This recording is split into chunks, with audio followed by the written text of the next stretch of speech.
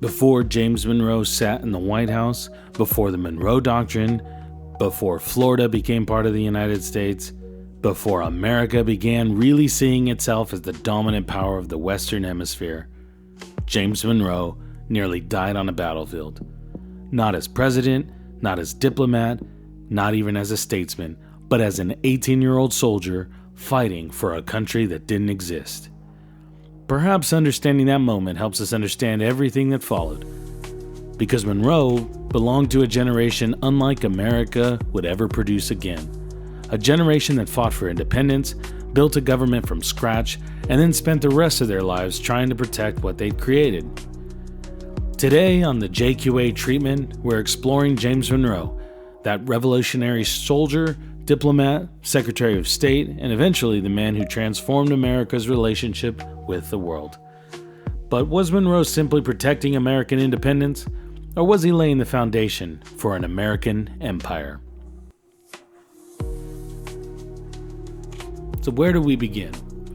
Well, James Monroe was born in Virginia in 1758.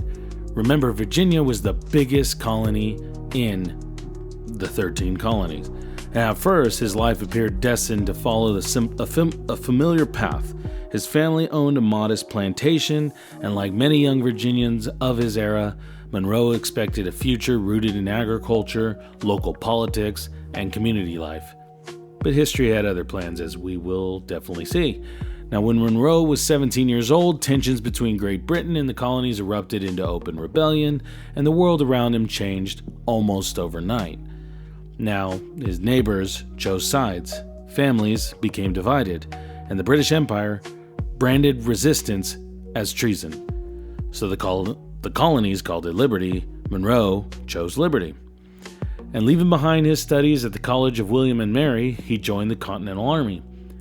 Then came one of the most famous nights in American history, Christmas night, 1776. George Washington's army was exhausted. Many soldiers lacked shoes, morale was collapsing, enlistments were set to expire within days. Quite simply, revolution appeared close to failure. So Washington gambled everything. Crossing the icy Delaware River under the cover of darkness, his army launched a surprise attack against Hessian's troops stationed at Trenton, New Jersey. Among those young soldiers was James Monroe.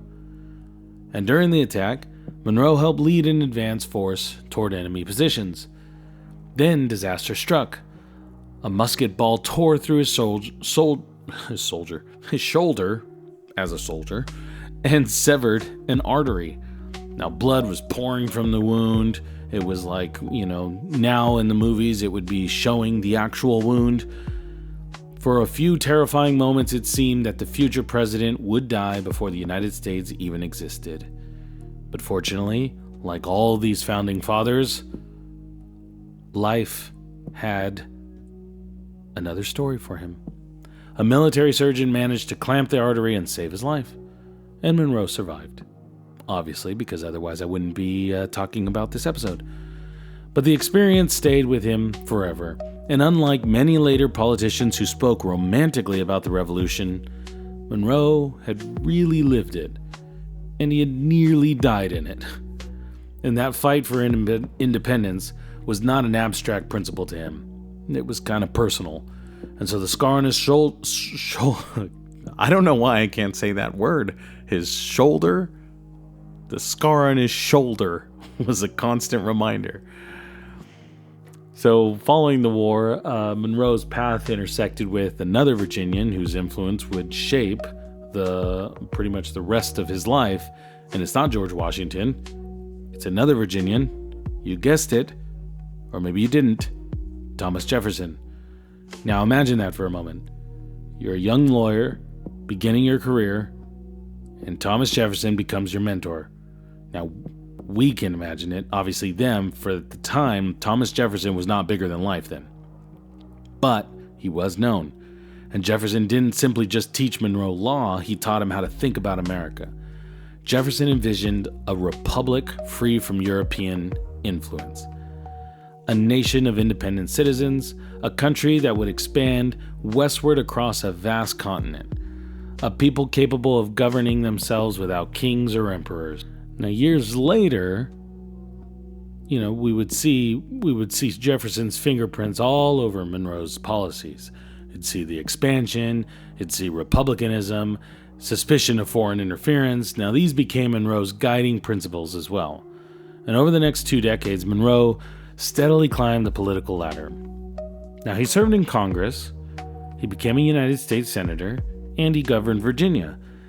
And eventually he entered the world of diplomacy, and it was there that Monroe would face his greatest test.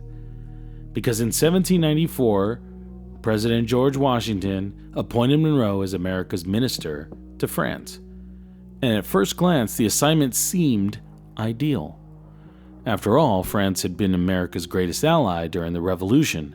French money, French soldiers, see, I said it right this time, and French warships. They had all helped secure American independence. And who better to maintain that relationship than a Revolutionary War veteran like Monroe?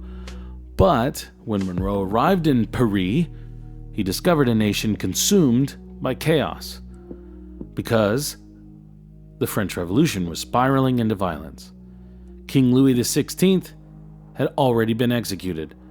Political factions had battled for power, and the guillotine had become a symbol of revolutionary justice and revolutionary terror. Thousands had lost their lives. So the same revolution Americans once celebrated was now causing many to question whether liberty had gone too far.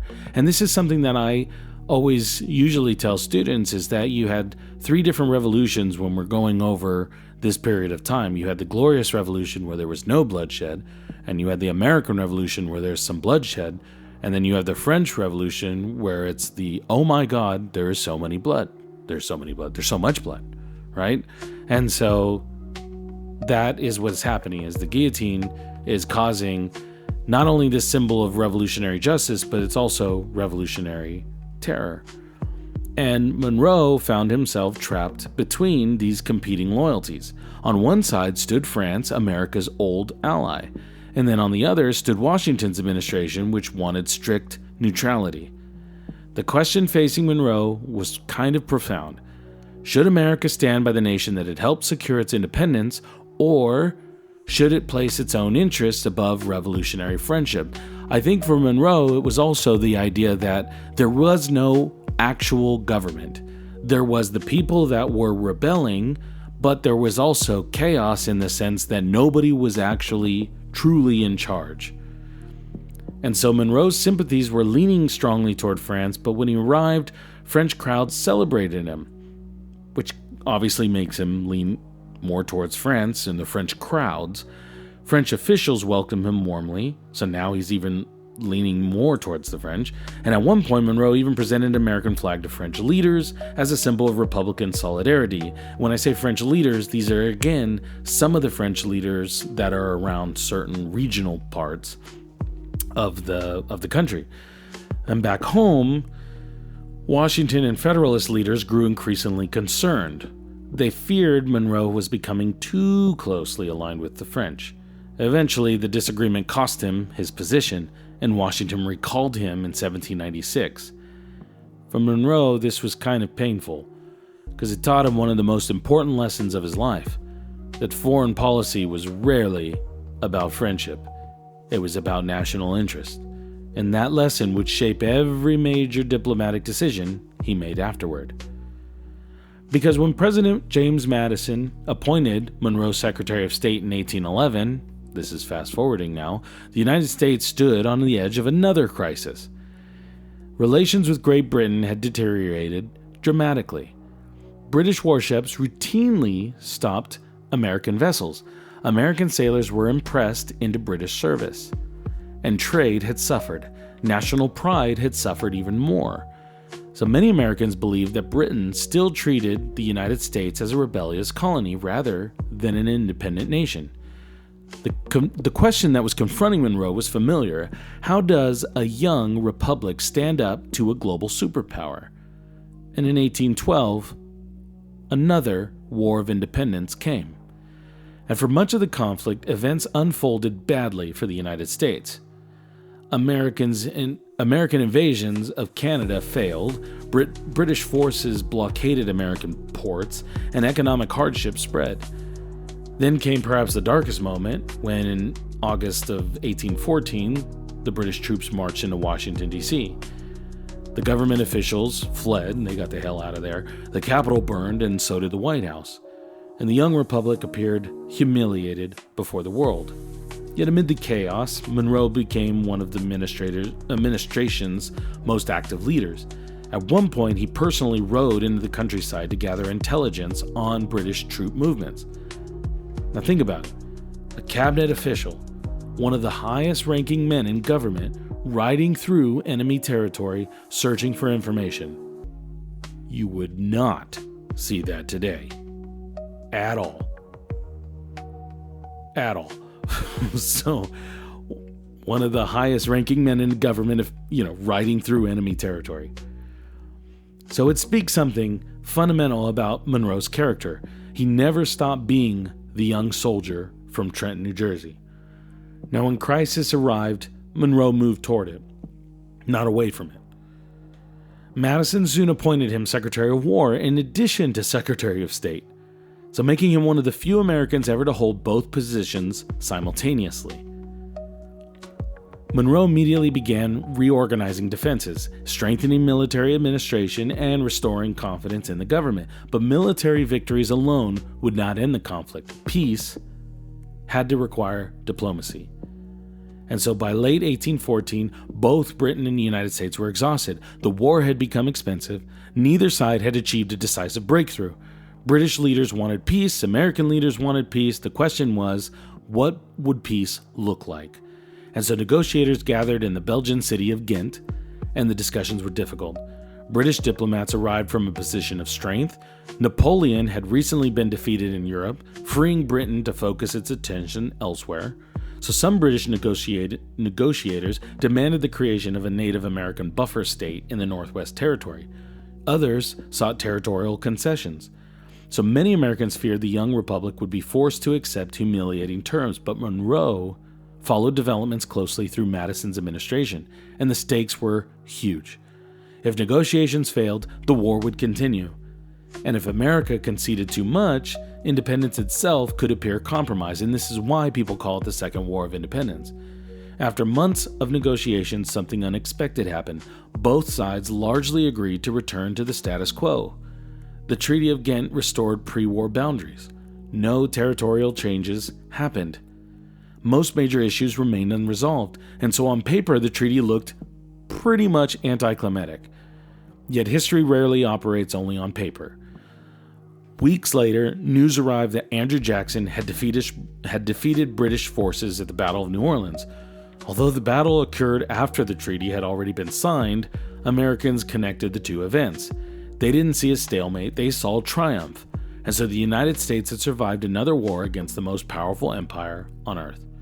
National pride exploded. The Federalist Party collapsed politically, and Monroe emerged as one of the figures credited with helping preserve the Republic during its greatest crisis since the Revolution. So the treaty itself changed little, but the perception of victory changed everything. So because I didn't tell you the dates on there, the Treaty of Ghent happens in December of 1814. The Battle of New Orleans happens in January of 1815, or at least it ends in January of 1815. So again, telling you that the perception of them having an actual concrete victory, the battle part being the victory, is what made Monroe kind of have that supplemental look of victory. And so if Europe remained Monroe's greatest diplomatic concern, Florida represented his greatest territorial opportunity, because officially, Florida belonged to Spain. And in reality, Spain's control was weakening rapidly in the New World. The territory had become a complicated borderland. Escaped enslaved people crossed into Florida seeking freedom all the time. Seminole groups resisted American expansion, and smugglers operated with relative freedom. So American settlers increasingly ignored the boundary altogether. So to many American leaders, Florida looked less like a functioning Spanish colony and more like unfinished business. Monroe certainly believed so. Yet acquiring the territory posed a lot of challenges. A direct invasion risked international backlash. Spain still possessed a huge empire further south, and European powers were watching closely. So events took a dramatic turn because in 1818, General Jackson crossed into Florida while pursuing Seminole forces, and he moved aggressively, capturing Spanish forts, occupying territory, and even executing British subjects, accused of aiding resistance. And many feared Jackson had exceeded his authority and potentially sparked an international crisis. And Monroe suddenly faced another dilemma. Should he punish Jackson or should he use the situation to America's advantage? This was actually where Secretary of State, John Quincy Adams, our namesake, where he helped Monroe choose diplomacy. Rather than retreating, the administration argued that Spain's inability to control Florida had created the crisis in the first place, and this is where the Adams-Onís Treaty happened. So Monroe was a big part of this, and this was mentioned when I talked about John Quincy Adams in the very first episode. For Monroe, this was about far more than just acquiring territory. It was about removing a European foothold in the Southeast. This was about strengthening national security, and this was about continental power. And this is leading to, eventually, the Monroe Doctrine, which again, in the first episode of the JQA treatment, we all know that the Monroe Doctrine was actually written by John Quincy Adams, but Monroe being a big supporter of what John Quincy Adams is going to say. And this road to it is all about his policies. His policies about, wanting Mexico to continue their independence, Argentina to continue their freedom fighting, for Chile to continue to emerge as a new nation. Simón Bolívar's campaigns all around northern South America and that transformation, all of those former Spanish empire areas began collapsing. And so what if Europe started to return? That's what Monroe feared. Monroe didn't want that challenge on there, and so he worked closely with John Quincy Adams when he became president. But this is all about, obviously, before Monroe became president. So when Monroe left office in 1825, he had spent nearly half a century serving the Republic in different roles. He was a soldier, he was a governor, he was a senator, a diplomat, Secretary of State, Secretary of War, and then, of course, president. He was among the last surviving members of the Revolutionary generation. Washington was gone, Hamilton was gone, Jefferson was gone, Adams was nearing the end of his life. Monroe represented a living bridge to the nation's founding, and yet his final years were surprisingly difficult. Financial problems plagued him. Despite decades of public service, he struggled with debt. When he died on, you guessed it, July 4th, 1831, exactly 55 years after the Declaration of Independence, he became the third president to die on the nation's birthday. A fitting end for one of the last founding fathers, but perhaps Monroe's greatest legacy was not a treaty, not Florida, not even the Monroe Doctrine. It was a vision. A vision of an independent United States capable of shaping its own destiny. A nation no longer defined by European powers, a country increasingly confident in its own strength. Yet that raises a question we continue to wrestle with today. When does protecting your interests become controlling the fate of others? Monroe believed he was defending American liberty. The generations that followed used his ideas to expand American influence across an entire hemisphere. Was that the inevitable consequence of his vision, or something he never intended? More than 2 centuries later, historians are still debating that answer. And perhaps that's why James Monroe remains such a fascinating figure. He entered history as a wounded revolutionary fighting for independence, and he left history having transformed America's place in the world. Next time on the JQA treatment, we move from the age of revolutions back into the Cold War and examine Robert McNamara, the Secretary of Defense whose decisions shaped Vietnam, nuclear strategy, and modern warfare. Visionary strategist or architect of disaster. Join us next time as we continue asking the questions that history refuses to answer easily. So until next time, stay curious and keep questioning history.